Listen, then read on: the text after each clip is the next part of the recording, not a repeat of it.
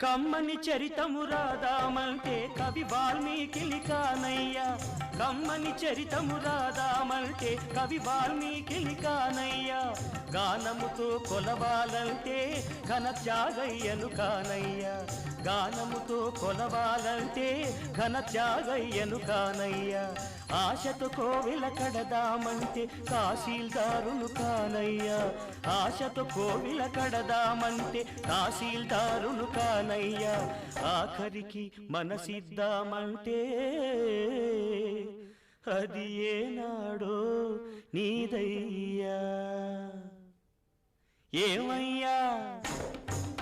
ఏమయ్యా ఓ రామయ్యా